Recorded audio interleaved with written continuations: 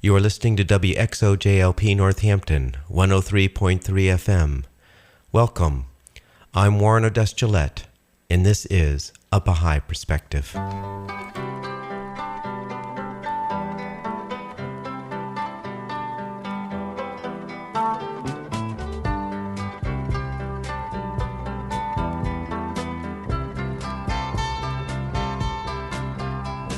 A Baha'i Perspective is a radio program that examines contemporary issues based on the principles of the Baha'i Faith.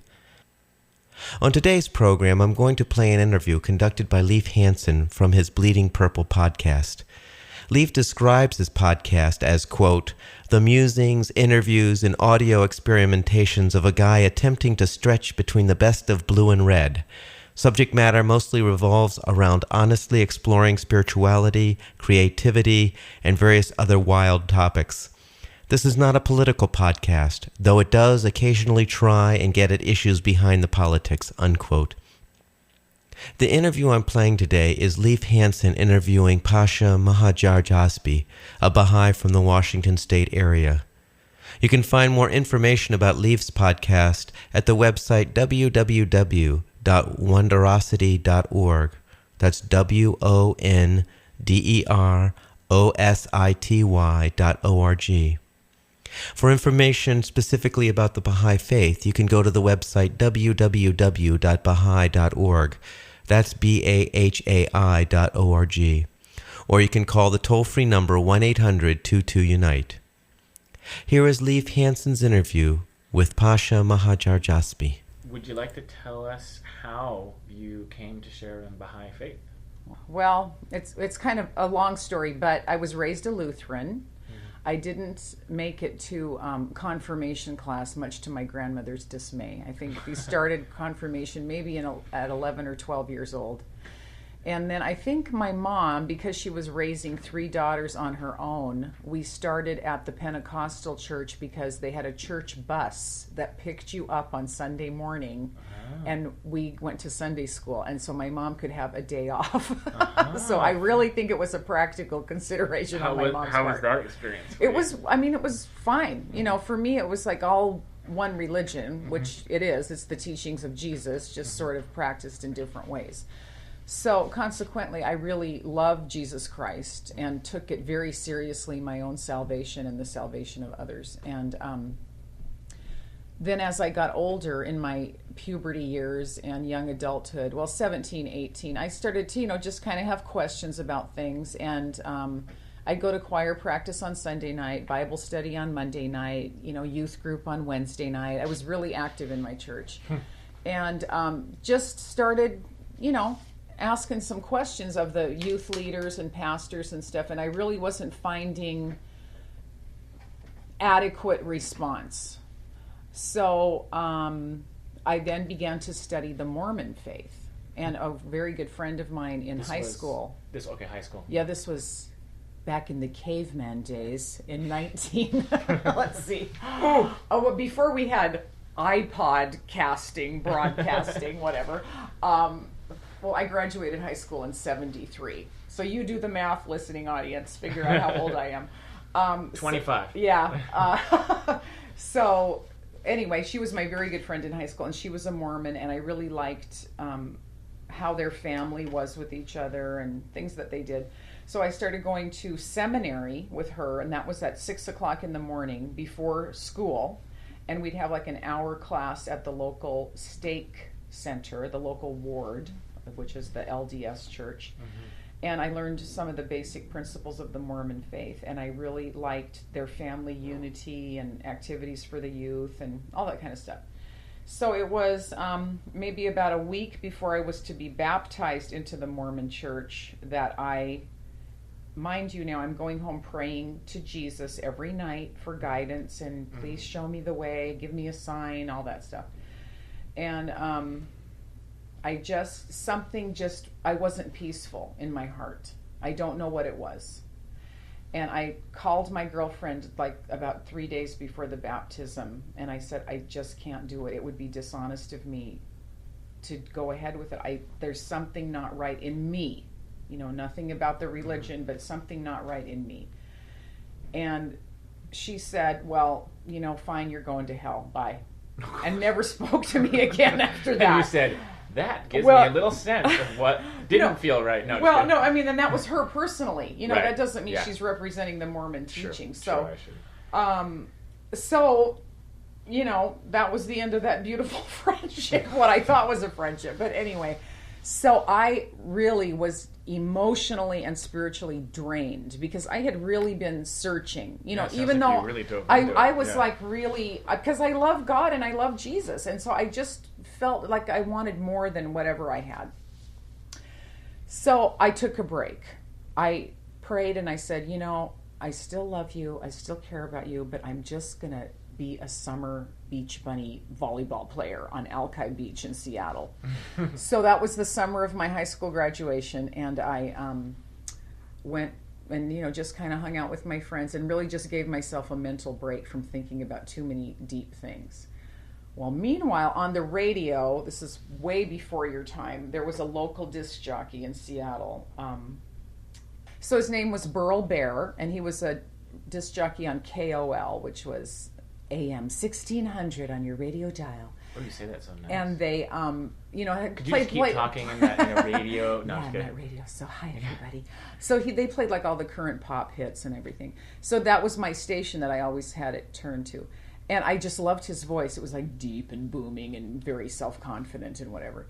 And I told my mom, I said, Mom, I'm going to go out on a date with that guy. I'm going to go meet him and go out on a date with. She says, oh my God, I did not raise you to be like that. It's like, oh mother, come on. You raised me to be independent, think for myself, and go after what I want. So this is what happened. So now what I'm about to tell you is based on a complete lie. So this is how I found out about the Baha'i Faith, was through lie and deception. So I had just graduated from high school. I was 18, and I wrote a letter to the radio station. Dear Mr. Burl Bear, my name is so-and-so, and I'm teaching a class in mass communications to 4th, 5th, and 6th graders this summer. And this week we're studying radio. And we took a vote in our class, and it turned out to be that you were their favorite disc jockey. Could I please come down to the station and interview you on behalf of my class, which did not exist, and please let me know, if that would be okay.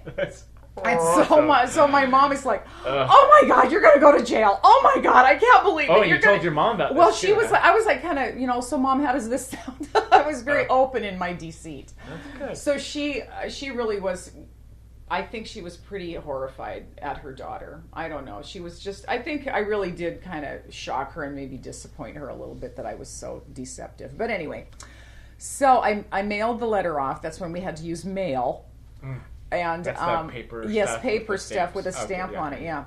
And then about a week later, I got a call from the station, and they said, we got your letter, and yes, Mr. Rare would be more than happy to meet with you, come down at this time, whatever. And so when I talked to the person, I said, well, so is there anything, because see, I had a plan. I was going to get be his new girlfriend. So I said, well, is there anything I shouldn't mention to him? Is he touchy about anything? He goes, oh no, he's a pretty easygoing guy. And you might want to ask him about his religion. He's this kind of weird religion called Baha'i, and he loves to talk about it. It's like, forget it. I'm taking a break from... I mean, I didn't say that to the guy. Right. But when he told me that, in my mind, it's like, no, been there, done that, not going there. So, fine. Goodbye. See you later. So now I have to go to work on all of my fake questions from my fake class so I can go do my fake interview. So I came up with like about 32 fake questions, like how do you decide the format of the show? How many times an hour do you have to play the hits? Oh, and by the way, the girls in my class want to know if you have a girlfriend or not. That was like, that was like buried in there, like number 12 or 13. Question number 12. Your eyes are looking down. Yeah, like okay. So I went. So now it was a big day. So I go down to the station, and he's handsome, tall, long, really long, like 2 feet long, black hair. That was back in the day. And very cordial, courteous, and we talked. I went through my whole list of questions. He answered them, and maybe I was there for an hour and a half, and he still hadn't made any moves. So I thought, well, You gave it your best shot, Pash. Go home with your dignity. So I left. So meanwhile, he was doing his show while we were talking. So he, like, that's Inagata Davida by Iron Butterfly. Okay. And then he'd play like the long version of Light My Fire, or, all these 7 or 8 minute songs so that we could talk in between. So I left the broadcasting booth, and one of the other guys in the station showed me around the FM show and where they did the weather and the teletype machine, which was an ancient piece of equipment now. So something, I don't know what, but something made me go back, and I knocked on the little broadcast booth door, and he said, come on in. I said, well, there is one more thing I'd like to ask you about, but it's not why I'm here. I just heard you're kind of this weird religion called Baha'i. What is that? And he said, oh, come on in and sit down. Yeah, I think he was really ready to. And so I was there for 5 hours after that. Oh, and he told me really, like, from the beginning, the inception of the Baha'i Faith, all the way through to its current administrative order. And that was like a lot of information in one sitting. And I kept throwing these Bible verses back at him. Like, what about where it says this? Well, what about where it says that? And he would answer me very calmly and succinctly. And it's like, the part that scared me was it made sense. Mm-hmm. And a lot of my spiritual education didn't make sense. Like, in my mind, when I'd really ponder, well, like, how could Jesus have died on the cross for me when he didn't know me? How were my sins washed away? I mean, like, those kinds of questions as a young person. Or why would people go to hell if they never knew Jesus? Mm-hmm. How could they be held responsible for that? Because these were some of the teachings of my particular church. Right. I'm not really sure if they're the teachings of Jesus Christ. Right. So anyway, so he was able to answer, everything. And so then I thought, okay, this is the Antichrist, because they said it will come as a wolf in sheep's clothing. He will speak with the tongues of men and angels, but it will be hellfire, or I can't remember the rest of the quote. But anyway, so then I was petrified, because like, oh no, I'm really going to hell because it sounds really good. I'm getting sucked into the vortex of evilness, So I went home. I had a little purple Volkswagen Bug, 1963, and I loved that car.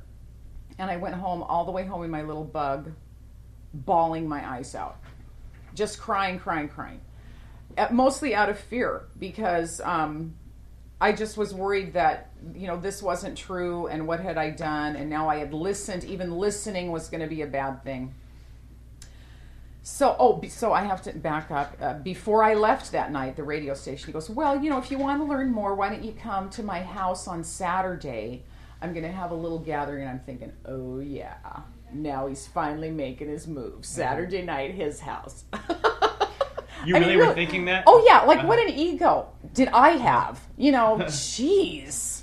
So anyway, I apologize for that. I'm so ashamed of that. Anyway, so and he was making a move, but a different kind of move. Well, I found out later. Yeah. So so we go. So I went to his house. I think he was living on Capitol Hill at the time, and I get there and there's like 80 other people.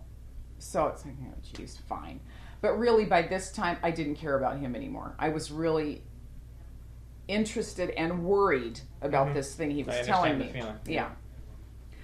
So too good to be true. Yeah, well, and what he basically told me was, he said, Pasha, as a Christian, with the coming of Baha'u'llah, who was the messenger of the Baha'i Faith, Christianity has been fulfilled. The day you say you're waiting for has come. It's like, well, was I really waiting for it? I mean, am I really serious about it? Or is it, because if it doesn't come in the picture you have in your mind, then it hasn't happened, The picture of Christ coming in the clouds and everyone will see. Right.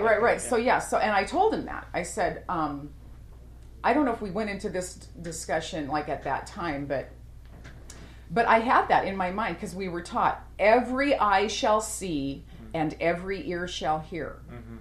So you have this picture. But now if you imagine how the universe is set up, okay, if Christ returns in Perth, Australia, how will the people in Iceland see him? I mean, it's physically impossible. The laws of physics do not allow it to happen. But what it does not say in the Bible is every eye shall see and every ear shall hear simultaneously. It does not say simultaneously. Interesting. So for me, I began to realize this has to be a spiritual resurrection. This has to be a spiritual return. And that is how every eye can see and every ear can hear. Because the return of Christ can happen for each and every one of us that believe that in our own time, in our own... I had my resurrection day. I had my rapture. All of those terms I'm starting to forget because I'm old now. But, you know, some of those terms that we used to use so frequently when studying Revelation and all that kind of stuff. So, okay, so I get to the meeting fine. There's a bunch of interesting, wonderful people there. They're all, you know, pretty normal. You know, your basic assortment of college age intellectuals and hippies and whatever. So that night when I left his house, he had given me like 20 books to take home and read. Like 20 big, thick books written by the messenger of the Baha'i Faith, which is one thing that is unique about the Baha'i religion, is the scriptures are written by the messenger himself. Whereas, you know, Jesus didn't write the Bible. Muhammad didn't write the Quran. So I went home and really my intent was, okay, I'm going to read these books and I'm going to do a little cross-referencing and show that these Baha'is are wrong. So the more I read and the deeper I studied, it just started to become very clear to me that a lot of what I had been taught was man-made or ritualistic, superstition, whatever. You know, it wasn't really the you could live without it. It wasn't the crux of the message of Christ. So here's the kind of mystical part, which, you know, I'm really not, well, I don't know, maybe I believe in that stuff now because why not? You know, I mean, stuff happens. So here I am, 18 years old, in my teenage bedroom in my house with my mom. And I wake up and it's like 6:30 in the morning. This was August 1st, 1974. I woke up and sat up in my bed, kind of like Frankenstein, you know, like I just sat up straight, and it was like the top of my head was cut open and opened up like a lid, and all of this white light was coming into my body, just through my whole body, and I'm just sitting there in my bed. That's what it felt like, or you actually had a... Oh, no, that's what it felt like. Let me just say, I felt my eyes were closed, but I felt like this white light was coming all the way through my body. And I could hear the angels, la, in the background, and it's like, this is really weird. Something really weird is happening. And it was, when I woke up, it's like, Pasha, Christ has returned. Give it up. This is it. And I let go. I let go of my fear. I let go of my preconceived ideas. I let go of really everything I'd ever been taught. And I believed. And could you, well, I know it goes beyond cognitive and belief. Can you put into words what you felt like you believed at the time? That Baha'u'llah was the latest incarnation? Right, was first of all the return of Christ. And it helped me love my Christianity more than I did when I was a Christian. It helped it make more sense. It became so much richer and deeper for me than what I was being taught in, you know, whatever, in the system, as it were. And I was afraid that I would lose Jesus if I became a Baha'i. And I didn't want to lose Jesus. And when I really trusted God, when I really just let go of the fear, it all became okay. I didn't lose Jesus. Jesus did exactly what he said he was going to do for me, which was to return with a new name, to come with the songs of angels, to, you know, all of that kind of stuff. So I floated out to my kitchen where the phone was. I really don't remember walking. I mean, of course I did, and I called Burl. And I said, Burl Bear, the guy. And I said, I can't resist it anymore. I mean, I'm so tired. I'm exhausted, and I give up. You know, I want to be a Baha'i. And he goes, well, okay, you're a Baha'i. And he said, just come to my house tonight and you sign a little card. And basically it's just to register you as a Baha'i with the National Center, which is located in Wilmette. So I went over to his house and I signed this card. And he said, well, today is the Feast of Perfection. And you are the perfect addition to the Feast of Perfection. So that's how I remember the day that I declared or became a Baha'i. Was the Baha'i calendar is 19 months of 19 days each. And the first of every month of Baha'i month is named after one of the attributes of God. And it's called the feast day. And so Baha'is all over the world gather together in their local community and have the Baha'i feast. So it would be like church, if you want to have an example. But because we don't have a building of church, wherever there's 9 or more believers, we gather together and have the 19-day feast. Mm-hmm. So August 1st was the feast day, which I didn't know anything about the administrative order when I became a Baha'i. I just knew that Christ had returned. So that was...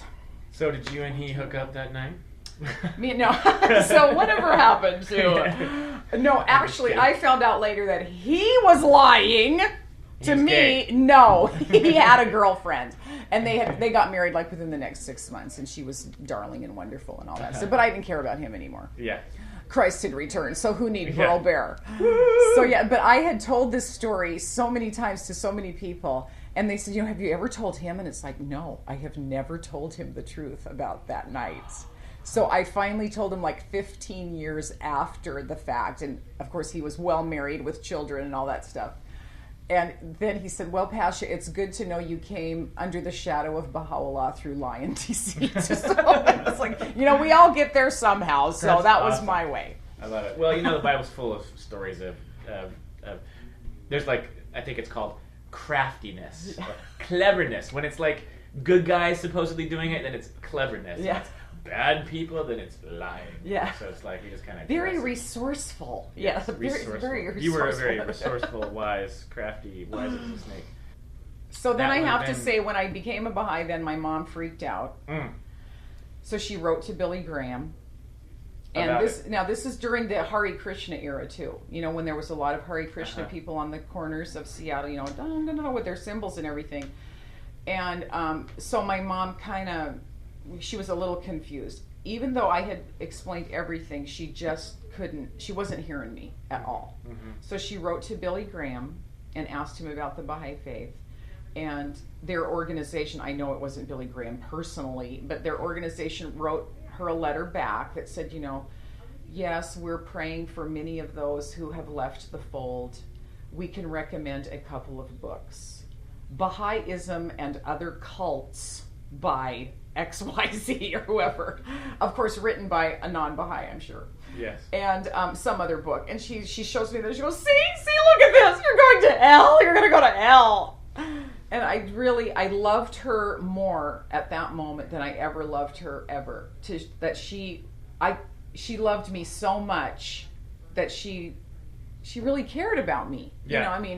So, that's something that I think, taking a little purple moment here, I think that what you just said is something that a lot of people could really learn from, in that when they have pushy Christians, evangelical, and not always is this the case. Motives can be mixed. But a lot of times when they're getting that pushiness, when they're getting the sales pitch, when people seem really concerned, that it's not always a sale. It's not always... that there often is motivated out of love and genuine care, because that belief system is, if you don't do this, then, and you really care for someone, they're going to experience eternity apart from God. So it's neat that you have the compassion to look at that, and that you saw it in that way. I think a lot of people could be helped if they saw the fear that is going on inside other people's minds and hearts. That's motivating. Well, and in my mind, I hadn't turned my back on Christ. Right. So it was like there was nothing really to worry about, Mom, really, truly. I wish I could have comforted her, but she was not hearing me. She couldn't, And, a lot of times with anything, your family is sometimes the hardest to share your most intimate things with, because whatever, they know you too well. Or it's like, you've got to be kidding me, not you, Yeah. So I don't know why she wasn't hearing me. If it was, based on her fear of my eternal life, or just that there were too many weird words that I was saying, or the vocabulary, or, this came from the Middle East, but Right. so did So did Christianity. I mean, and so people did talk all about of the it. Western religions, and I'm like, do you realize that actually all religions there are are Eastern no religions? Western Yeah. well, native religions and stuff like that. And But Western yeah. Christianity can almost be a religion in itself, but we won't go there. And then that was around when you were 18, and so you've just been kind of growing in it. Has it been a up and down time as far as how much you really adhere and believe in it, or are there times, or has it been kind of all like just growing and getting to know more and believing stronger and stronger? My belief is always strong, but my fervor, sometimes it's just enough to, like, rather than save the world, I'll just make sure I have dinner on the table that day for my family. And that's my service to humanity for that day, literally. Right. Or I've kept my kids alive for one more day. Because we're crazy in this country. We're so overbooked and driving around and doing all that kind of stuff to really try to stay.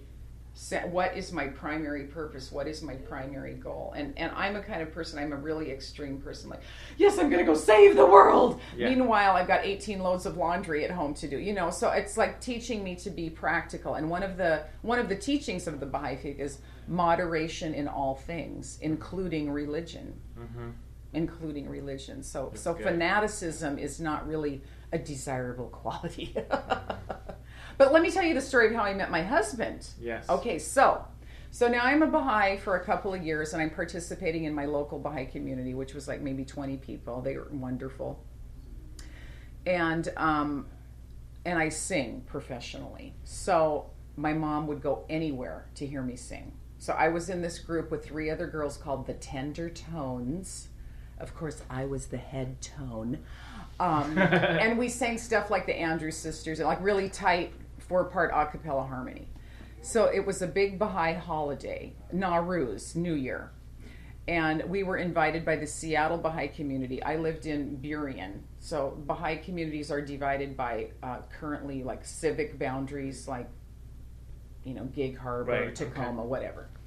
So we were invited by the Seattle Metro Baha'i community to come and sing at their Nowruz party, which was at the top of the Smith Tower, a big skyscraper. Well, it's not big anymore, in downtown Seattle. So I said, Mom, do you want to come? We're going to sing tonight. She goes, oh, I'd love to come. And I thought, this will be good because she'll see lots of Baha'is. There's going to be like 400 people. She'll see there's grandmas, there's kids, there's moms, there's dads, whatever. So we drove downtown, we parked the car, and then we had to drive like 5 or 6 blocks. And my mom was really short. She's like 5'2", and I'm 5'8", for those in your listening audience. So when I would put my arm around my mom, she'd like come right to my armpit. So we'd be walking, and we were walking from our car to the Smith Tower, and the Hare Krishna people were on the corners. Like every corner in downtown Seattle between our car and the Smith Tower. And so we're at the corner, and she's just looking straight ahead because she was a good Lutheran woman from Minnesota. And she wouldn't look around her either side to side. And I hugged her and I said, Mom, that's what you think the Baha'is are, isn't it? She goes, yes, I'm sorry, I do. And I said, Mom, look at me. Look at them. Look at me. Do you see there's a difference, Mom. So we go to the place. So we go up the elevator, and now the big party's happening. So I'm looking for my fellow tender tones to kind of group up, and when are we going to go on, blah, blah, blah. And across the room, I see a tall, dark, handsome man. And it's not Burl. Who cares about him? I'm so over him. Anyway, so my mom saw this man too. And she grabs me. She goes, who is that? Oh my God. I said, I don't know. And I couldn't breathe. I said, oh, I don't know. I've never seen him before. She goes, he looks like Omar Sharif.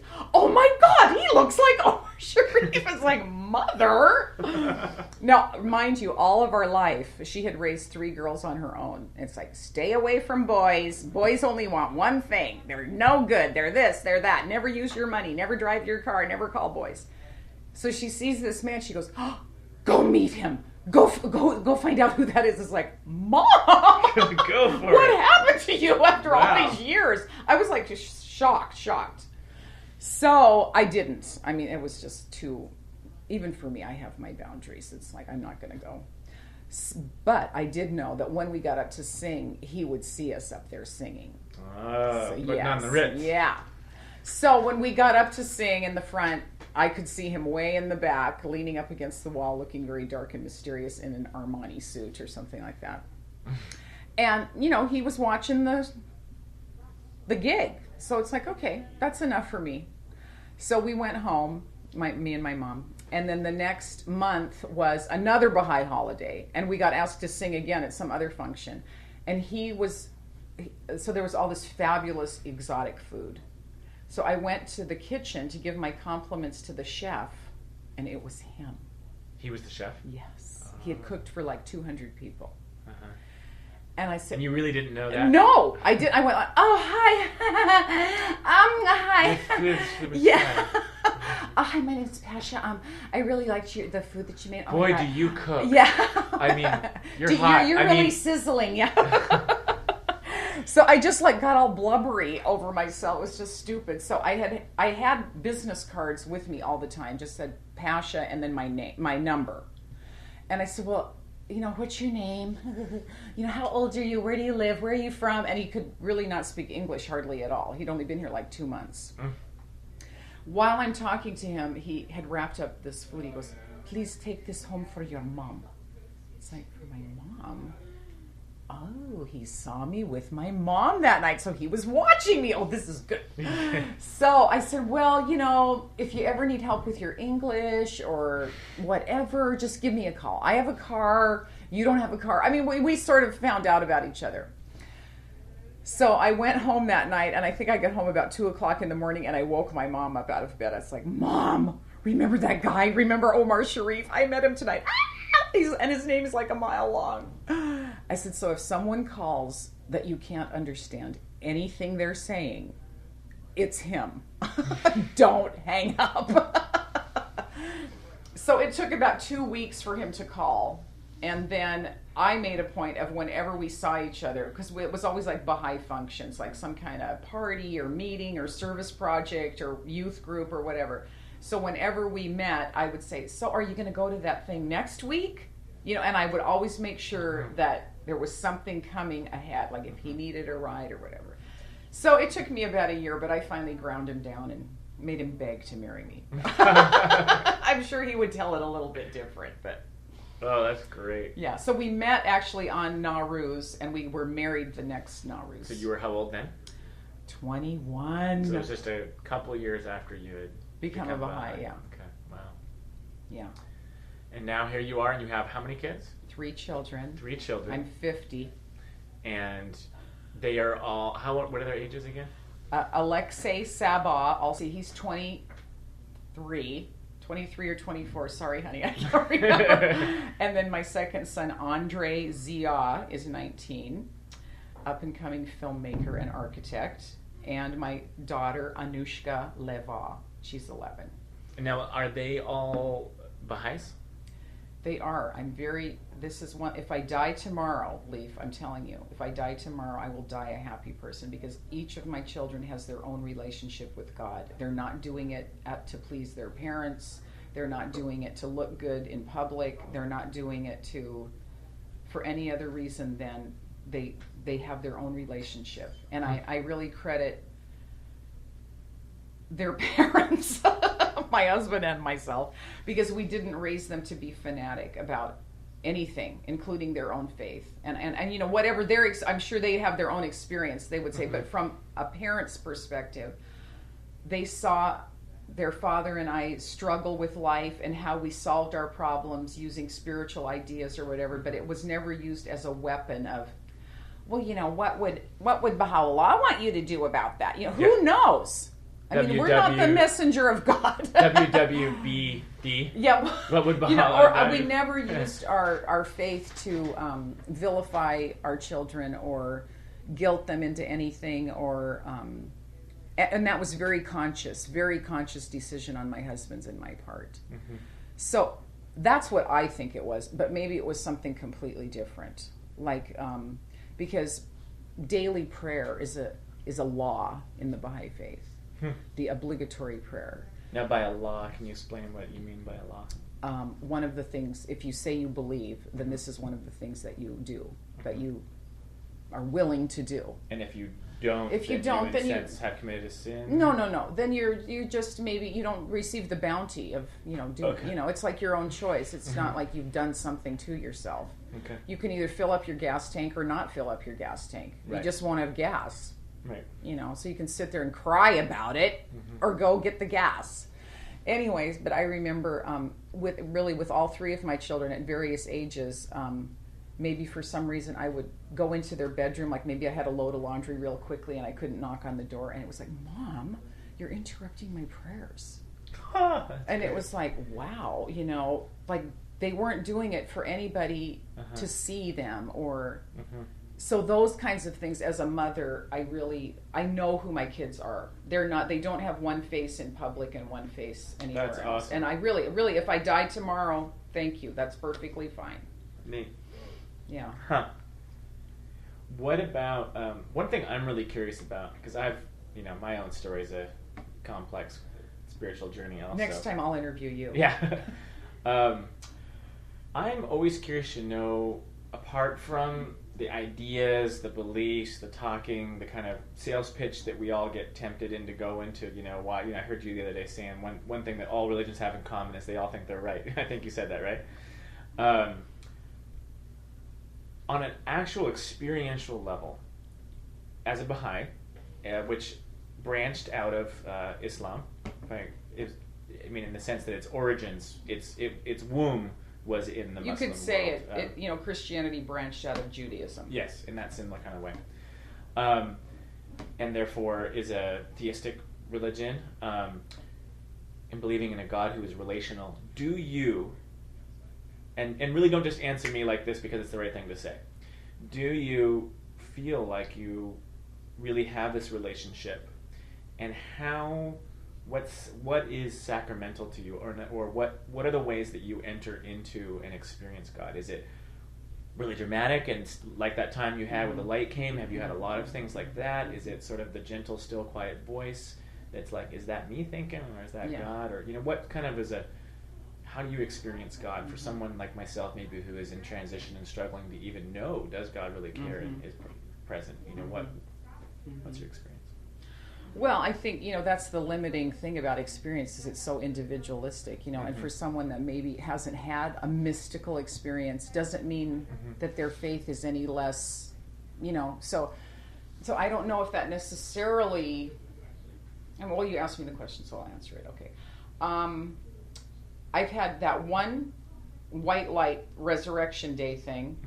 And I had one other thing when I was visiting a Baha'i holy place in Iran. But if I had never had any of that, it does not diminish the reality of this faith, the truth of this faith that I believe, or my devotion to this faith. Totally, I understand that. Yeah. And so like I guess kind of what I hear you saying is, like, from a Christian, like Jesus was my savior. I have a personal relationship like that. It's the same for me. I don't know if I've just superimposed that matrix over it, but I have a personal relationship with Baha'u'llah. I still thank Jesus when I get a good parking spot. So I go, thank you, Jesus, thank you. And my daughter was telling me the other day, she goes, Mom, I don't know, I just really love Jesus. I said, lucky. And I said, is that because I'm always thanking Jesus for everything? Parking lot. She hears me thank Jesus all the time.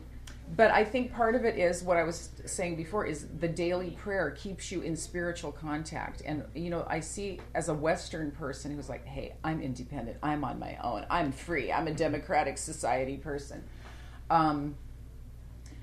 To have obligatory prayer is a humbling. It's like your decision is taken out of it. If you say you believe, then this is what you do, and just shut up.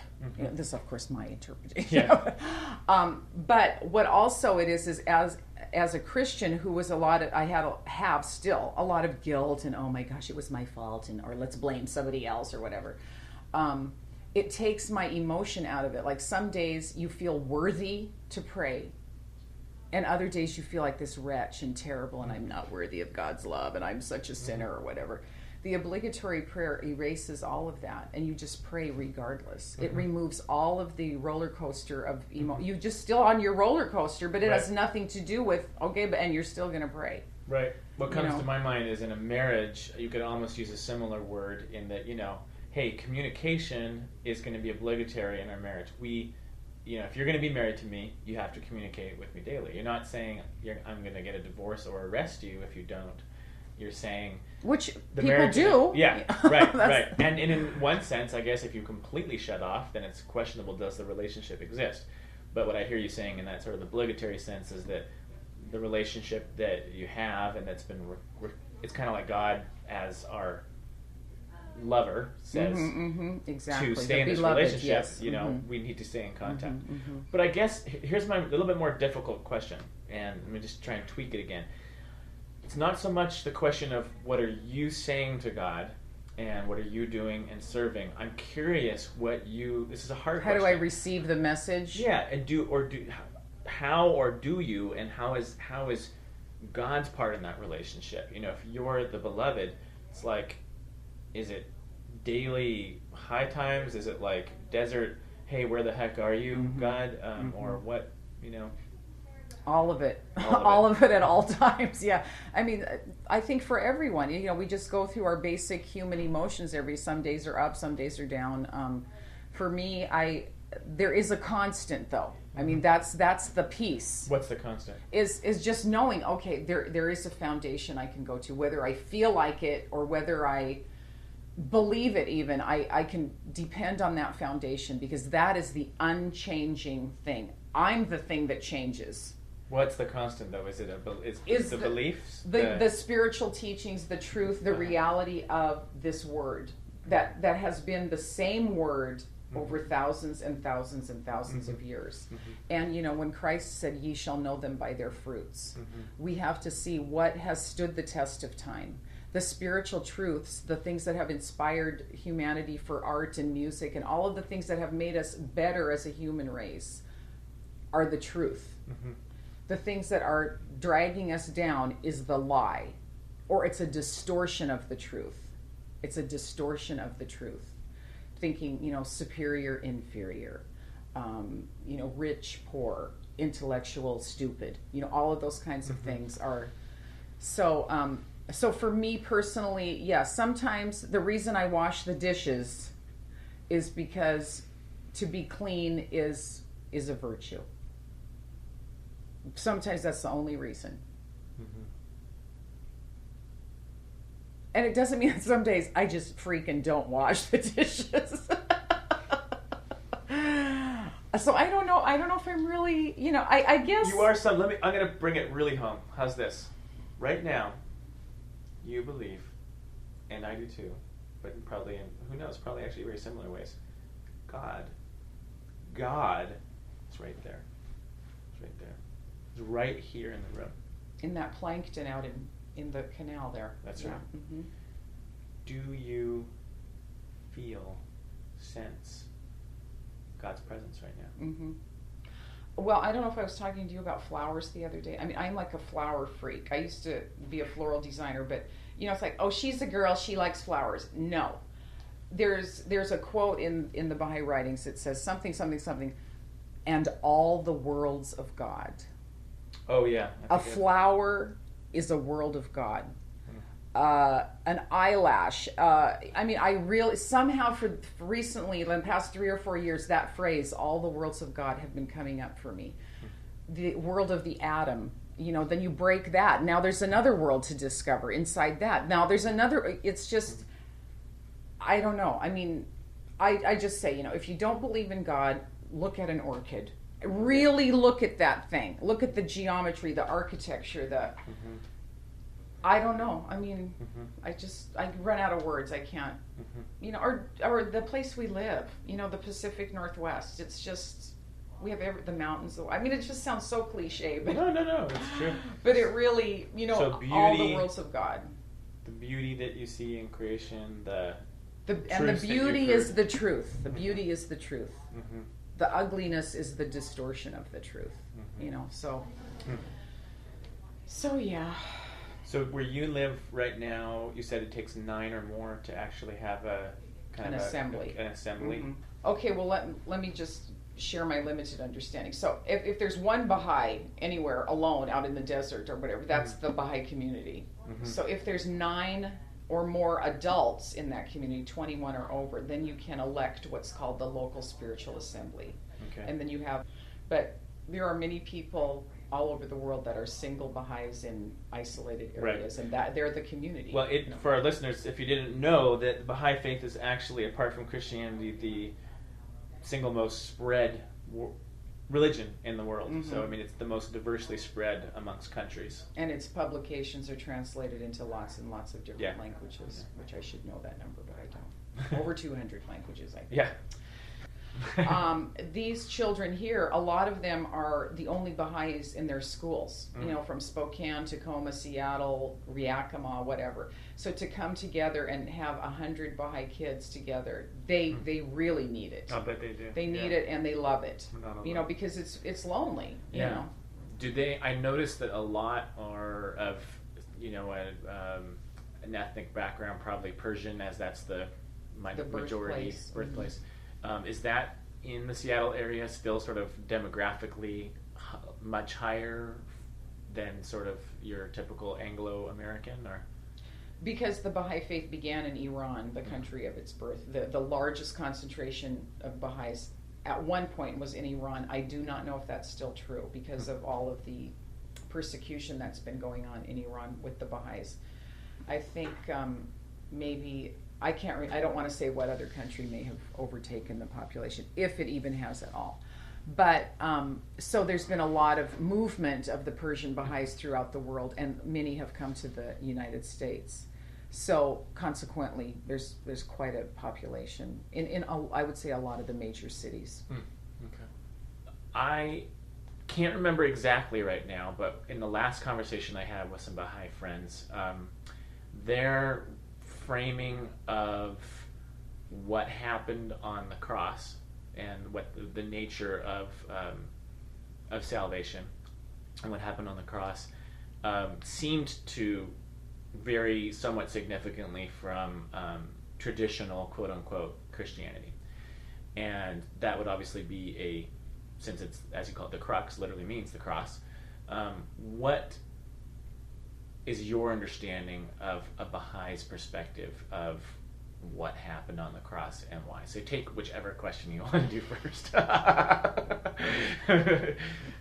By the way, for the listeners, time for me to go to archery now. She just fainted. I'm trying to. Oh man! Wow, those are sheesh. Okay.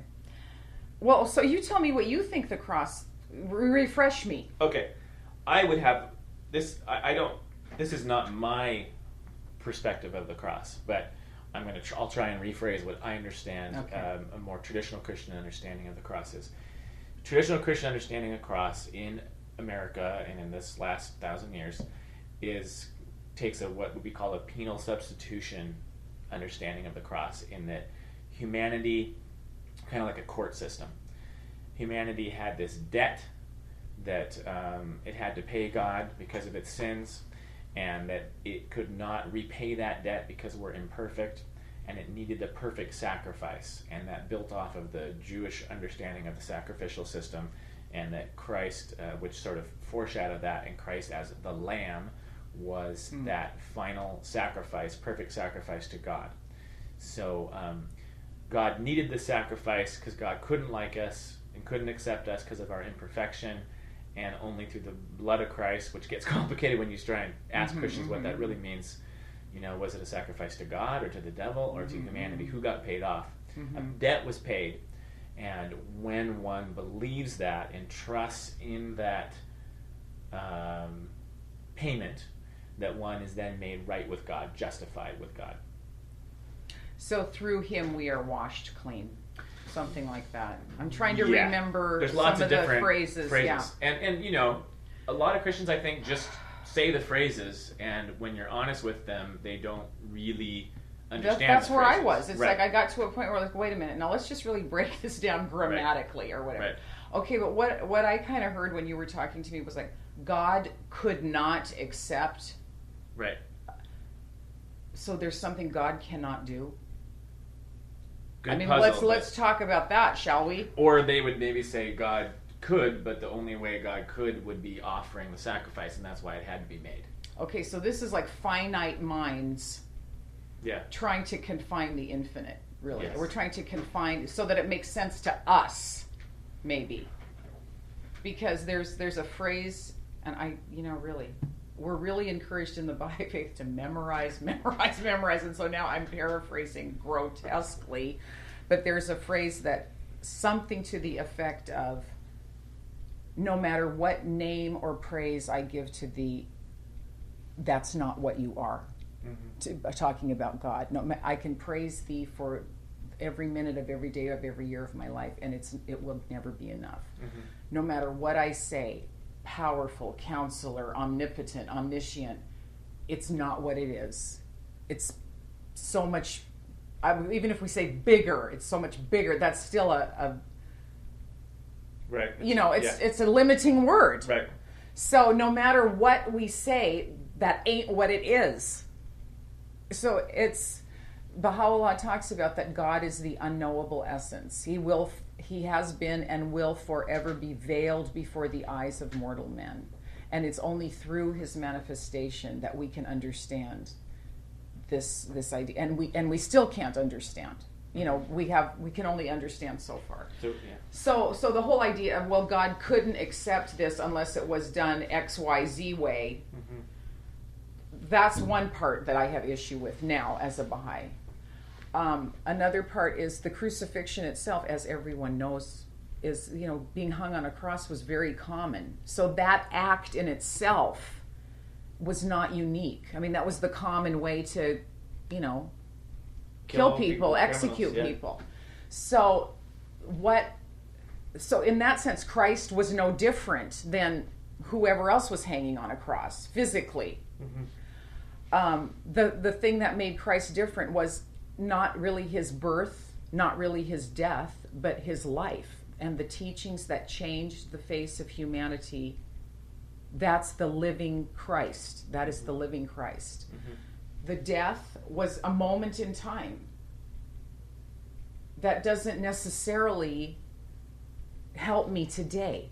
What will help me today is his teachings, the life-giving spirit, the water of life, the bread of life.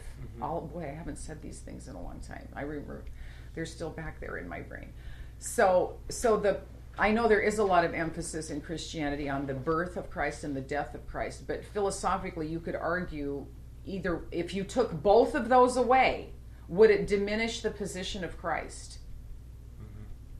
Well, to this Christian camp, it would, because something foundational and happened in our relationship with God because of that death. Of those events. Yes, from that perspective. I'm not saying that that's, again, what I agree with. Right. So that's why I was trying to see. Yeah. Now, and see, for me, it doesn't matter to me how he was born, how he died. What the truth of him is his life and his teachings. That's what changes my human heart and gives me motivation to, the fact he was hung on a cross, well, so were thousands of other people. So that physical action itself is not necessarily the thing that distinguishes Christ for me. Okay. That's me. Now, if you interview any other Baha'i, you're going to get a completely different answer. Yes. Okay. So I should just say for your listeners that there is no clergy in the Baha'i Faith, that we're all responsible for, deepening ourselves in the spiritual teachings on our own, which, so everyone is speaking from their own understanding. So if whatever I'm saying is, irritating people, it's because I'm irritating. And that they should still investigate the teachings of Baha'u'llah and don't let me stand in the way of, them finding out for themselves, which is another principle, is personal investigation of the truth. You must see with your own eyes and not through the eyes of your neighbor. Sure. The human soul, my understanding, the human soul is the sign of God on earth. The fact that we have a soul is proof of the existence of God. So everyone that's here has a soul. So regardless of your, regardless of whatever persuasion you are, of wherever, poor, rich, gay, straight, fat, skinny, the value of your soul is the same. Because as Baha'is, we believe that the teachings of Baha'u'llah and our purpose for living on this earth is to create an ever-advancing civilization. There are certain codes of conduct and behaviors that are beneficial to humanity as a whole. And we have to, Baha'u'llah talks about, let your vision be world-embracing. Not just your neighborhood, not just your little house. But we do have to put a pause to this now, and I hope you've enjoyed the show, and thank you so much, Pasha. And I just, when I think of your name, Pasha, I definitely think of someone who's very passionate and who has just been really fun talking with you, and I hope that we get to continue to talk. Well, thank you so much. It's been a pleasure. Well, that was a great interview. I learned a lot. Really fascinating lady, Pasha, and I hope to get to have some more times talking to her. I've always been drawn in some ways to the Baha'i Faith, its inclusive nature and the way it sort of endorses that God has been present in all places and cultures and speaking to people. And I only know a tiny bit about Baha'i, but it definitely draws me to learn some more. These people that have been here over this weekend, some of the kids particularly stand out as just amazingly mature and educated and kind people, and just a really good sparkle in their eyes that I trust. So it's a good thing. I hope you enjoyed that interview with Pasha Mohajer Jasbi by Leaf Hanson from his Bleeding Purple podcast. You can find more information about Leaf's podcast at the website www.wanderosity.org. That's WONDEROSITY.org. If you want information on the Baha'i Faith specifically, you can go to the website www.baha'i.org. That's BAHAI.org. Or you can call the toll-free number 1-800-22-UNITE. I hope you'll join me next time on A Baha'i Perspective.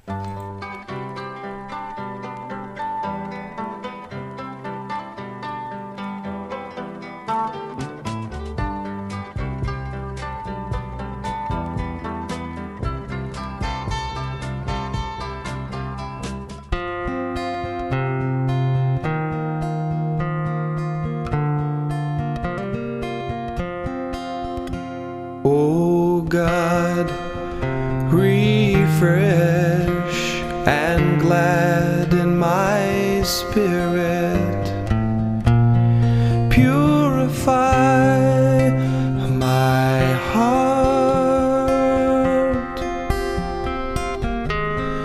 illumine my powers. I lay all my affairs in thy hand. Thou art my guide and my refuge. I will no longer be sorrowful and grieved. I will be a happy and joyful being. Oh God, I will no longer be full of anxiety, nor will I let trouble harass me. I will not dwell on the unpleasant things of life. Oh God, thou art more friend to me than I am to myself. I dedicate myself to thee, oh Lord.